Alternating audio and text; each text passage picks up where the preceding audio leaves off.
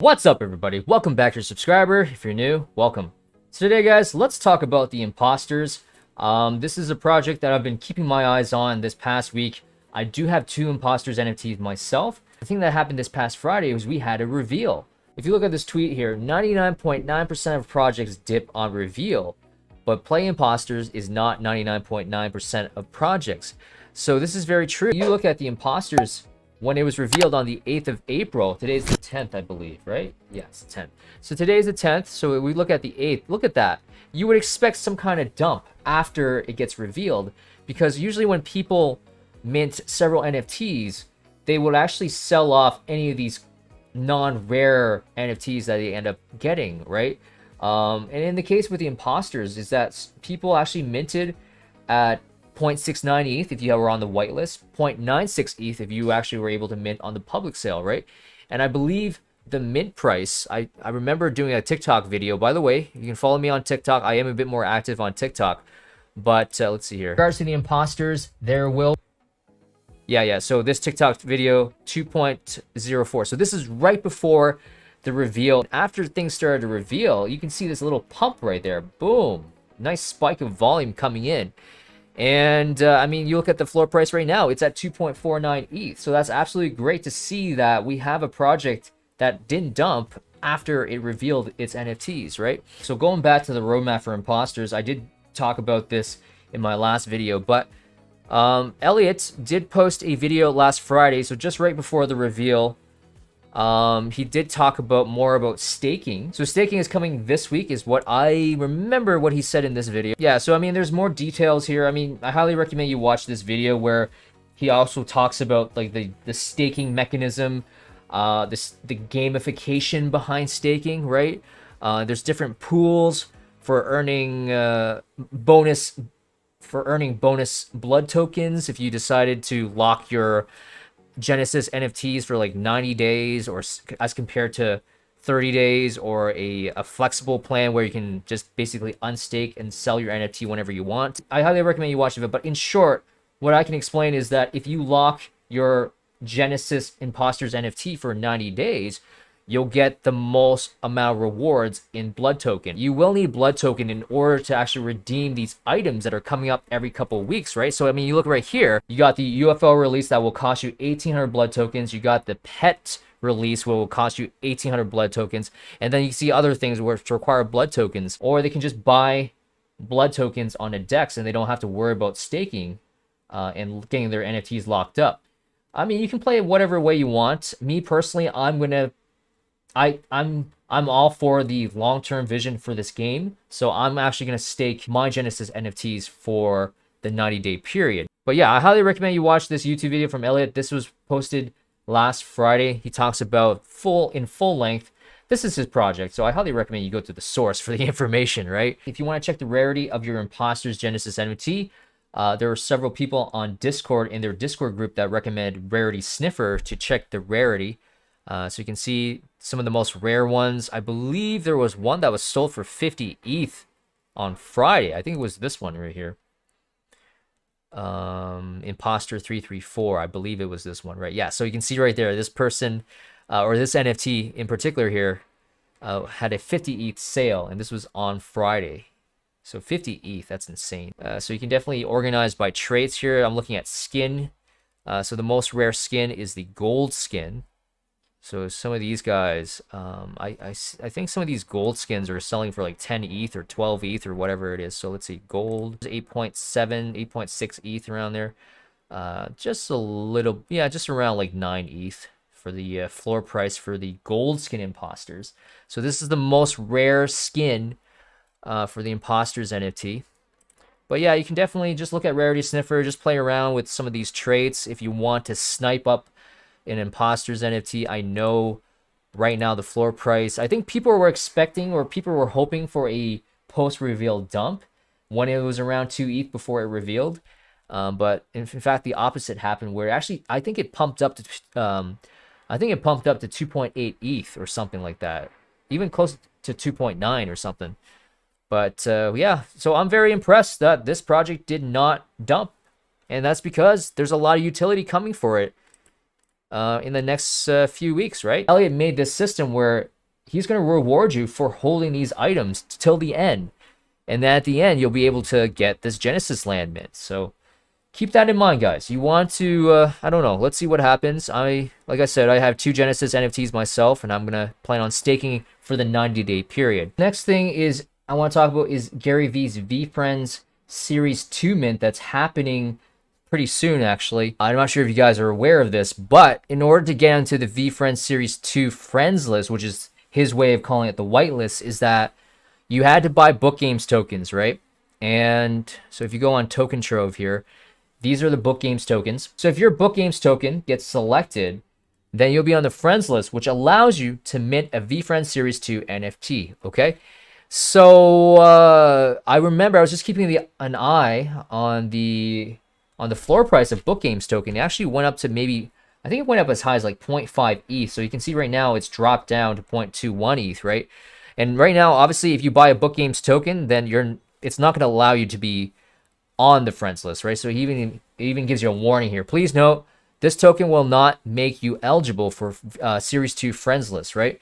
So if you buy a Book Games token now, it won't get you onto the friends list. So don't buy a Book Games token for expecting to be selected to be on the friends list, okay? Because that thing is gone. That raffle system is over. Look at VeeFriends Series 1. Look at how lucrative it was if you actually were able to mint this or buy it at a, early on.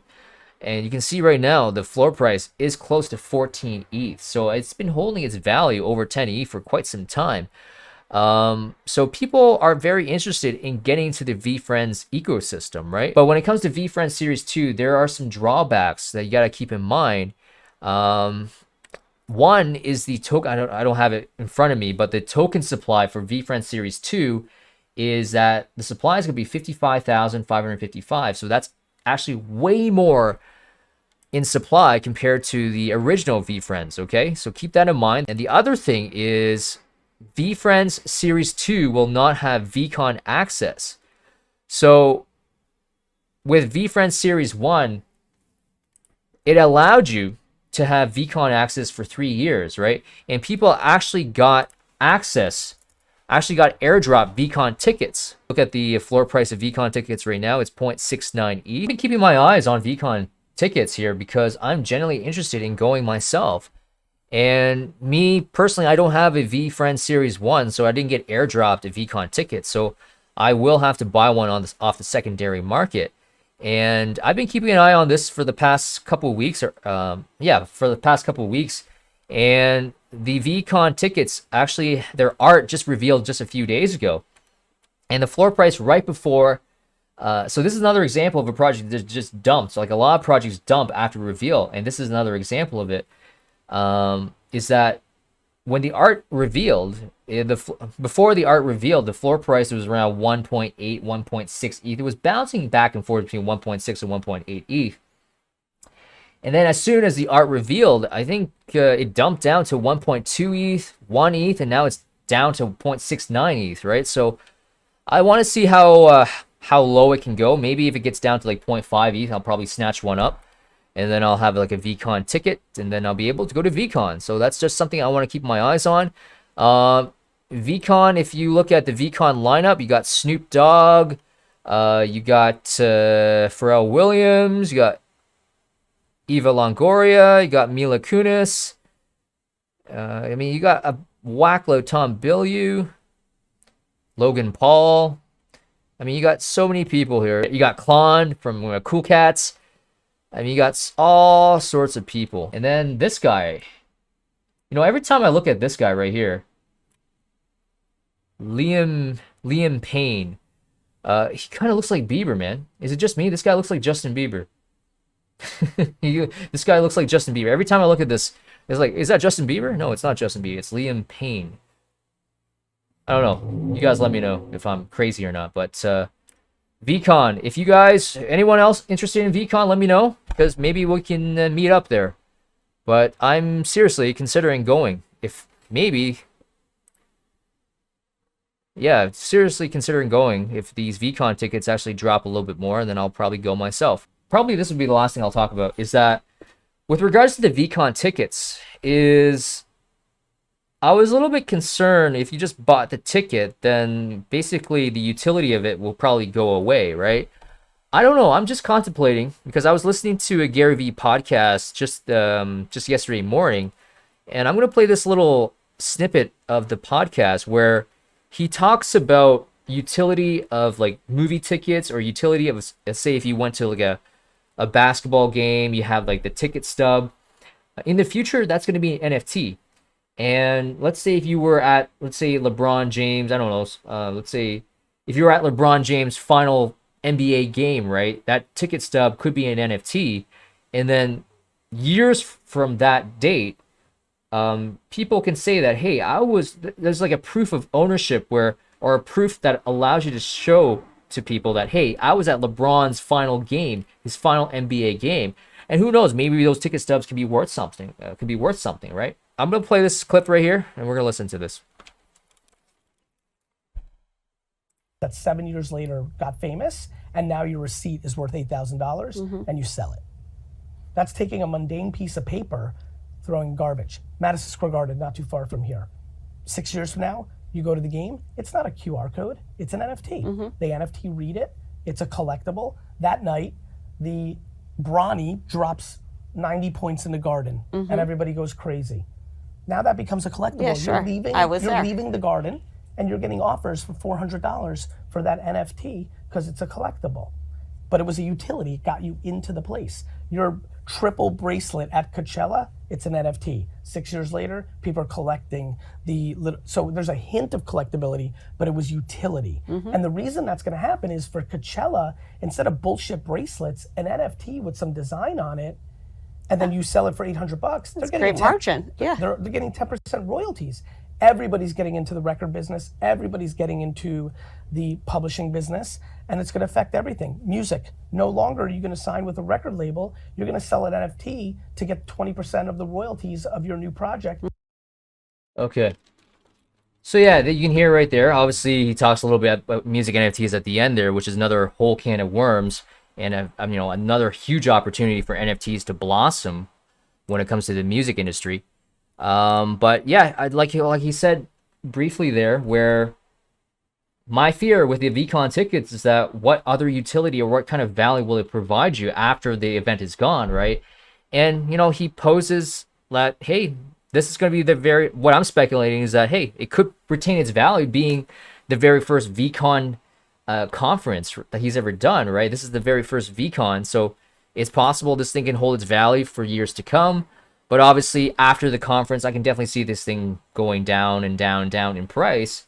But it could hold its value. I'm just speculating. And the other thing is, Gary Vee is known to give out utility to some of these things. There could be some kind of gamified system behind just holding on to your Veecon. There might be some perks just holding on to your Veecon ticket. So just because you buy a Veecon ticket and you go to the conference after conference is done, doesn't mean that it just ends there for the NFT, right? So who knows? There could be some kind of utility or some kind of gamified system with the tickets. So that's just my speculation. I'm sure there's going to be some kind of utility for these tickets moving forward, even once the conference is over. Hopefully. And I think I'll leave it at that, guys. If you guys like the video, hit up the like button. If you guys are new to the channel, consider subscribing. And I'll see you guys next time.